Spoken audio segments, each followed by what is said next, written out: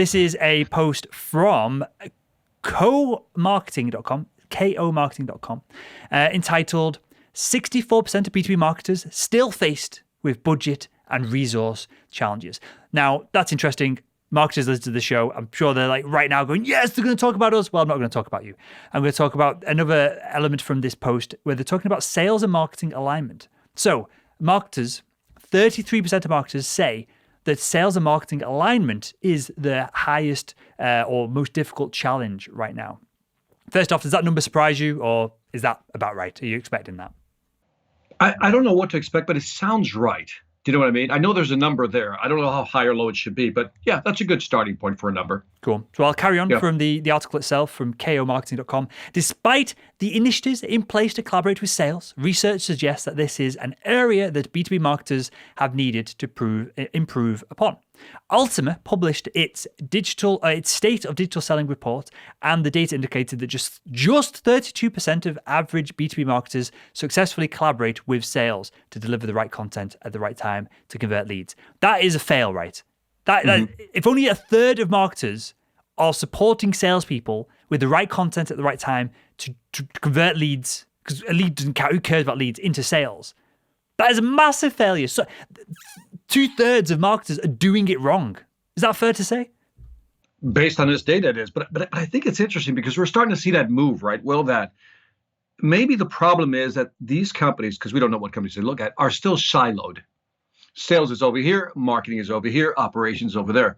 And again, there has to be this move towards consolidating, I'll call it the digital transformation piece with sales and marketing, so everybody's under one umbrella. I know you hate the word smarketing, and so do I, but there has to be some new name for a marketing and sales collab. Revenue generation. Okay, I'm with that. Revenue generation team. I think if it had that name, yeah, I like that actually. A revenue generation team. I like that. And this is down. I'm going to have to take this hat off because my head is sweating. Right. And I could barely hear you through the hat and the headphones being on top of it. This is not just down to marketers though. If your marketing team sucks and they're not providing you the right content at the right time, and your paycheck depends on that as a salesperson, as a sales leader, that listening to this show, you need to go and demand it. You need to go and ask. If you ask for this piece of customized content at this part of the sales funnel for these leads often enough, at some point, someone in marketing is going to go, oh, let's just put a process in place to make this happen rather than getting pestered by Will Barron. That idiot, he's constantly miring me and he's barely hitting his sales target anyway. He's constantly going after me. We'll just put something in place and we'll put some sales enablement tools in place to make this happen.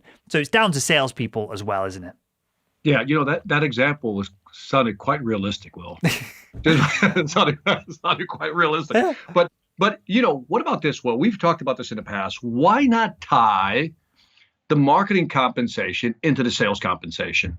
Create these little, what do you call that when you got little tribes, little cohorts, right? You got little cohorts, and they're going to be what?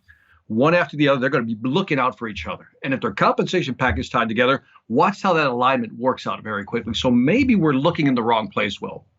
Sit the marketer next to the salesperson with some kind of associate smarketer in between them, and then just let it rock and roll. Let the marketer report up as to what's working, what isn't, and then you can do that at a company level and let the salesperson have these conversations and feedback. I don't understand. Am I missing something here, Victor? No, I think you're highlighting something interesting. You just said something really important. Rarely do I pause to say you say something important, but right now.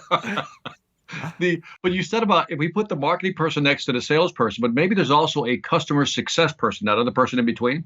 That's the person we need. So maybe that's the trinity. That these are the little small cohorts that companies can put together so teams become aligned.